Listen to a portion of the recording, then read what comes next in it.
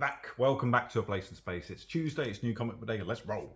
Captain America 750 is here. That means at this point, Symbol and Sentinel are coming to a close. Okay, so those last two series, because Cap has been comprising of two series recently, they will both be done. This one shot is here, and then you've got Captain America #1 kicking off next month.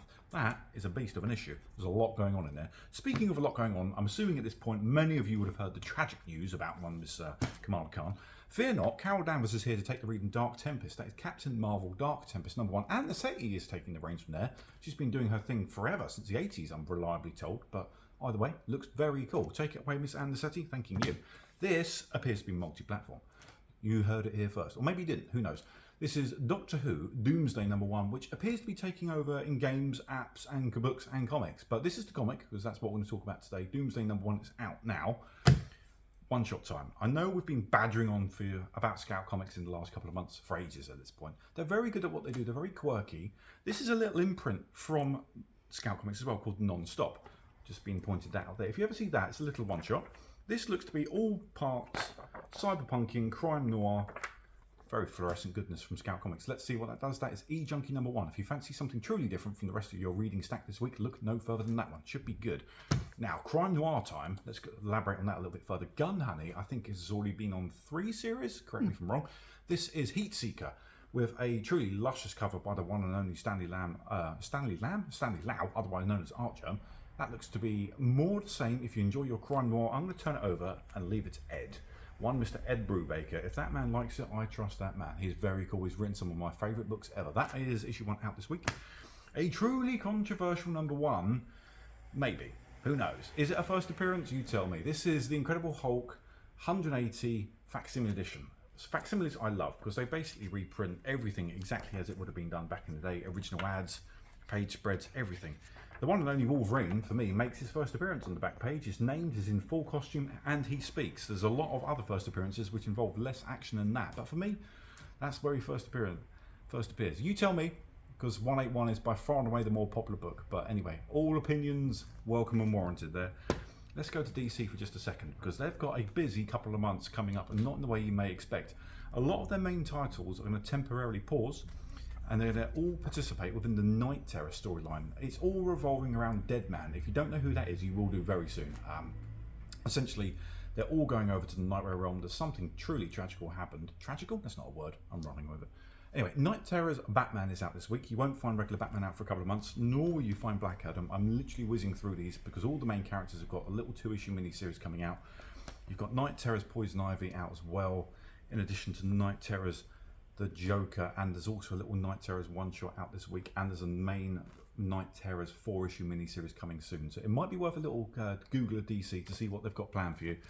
I have to say though, it looks lovely. I mean, if speaking about a book that is about the Nightmare Realm, it looks truly grisly in a very dark way. I'm very excited to see what they've done there. This is Gwilym March on the main little Batman Night Terror's miniseries. Looks to be awesome. We shall see.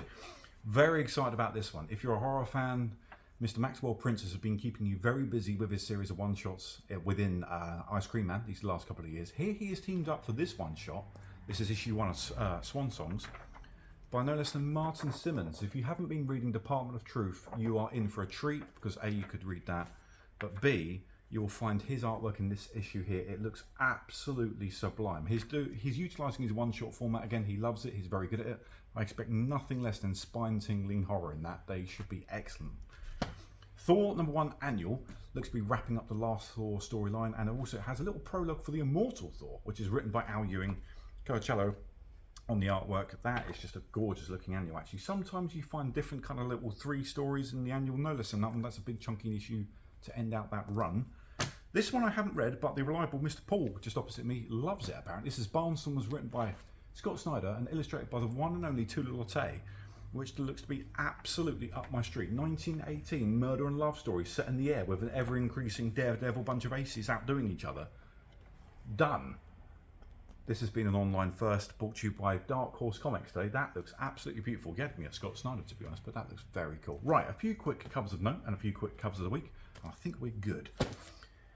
There are what's known as, Paulie, you might have to correct me here from the back, these nightmare covers? They're midnight. Midnight covers. This is Dustin Nugent, or Nguyen. That's the Joker one. that's the Batman one. I really like these. I can't really pick. I just wanted to yank them out super quickly because I am told he will be doing all of them, which looks to be very cool. Love that. That's the Poison Ivy one. Beautiful swirling cosmic action going on there. But this is awesome. This is Puppeteer Lee doing an almost Gabrielle Delotto-esque painted style in a truly nauseating manner, in a good way, like that. One, Miss Peach Momoko chimes in a little bit there. She's got an Extreme Venomverse cover, which I really enjoyed this week. Sometimes I find, just personally, Peach a little bit hit or miss for me. I really enjoy that. But I wanted to spotlight, just super quickly before I move on to the main one, a few of the cover artists that Dynamite are currently utilising. That is Jay Lee on this Disney Villains Maleficent issue number 3.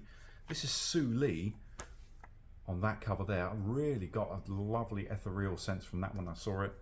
And this one here, that's Rebecca Puebla, who's been doing sterling work for Dynamite recently. Dynamite, keep it going. And if you don't know Dynamite, a lot of their artists are often worth a look in because you can see some proper up and coming talent there. But I'm giving it to this one just because I love Bjorn Barons. He did some amazing work over on Spawn. That's his Venom. He seems to have a couple more coming out as well. Watch this space if you're a Marvel fan or a Bjorn Barons fan. They're all bloody incredible. Anyway, that's it from me for this week. We will be having a little appearance at the London Film and Comic Con at the weekend. If you are around, please do come by and say hello. It'd be awesome to see you. And we will also have further Whatnot shows for you coming very, very soon indeed. But if you can, always do like, comment, share and subscribe. It always helps us out a great deal. Thank you very much, folks. See you in a bit.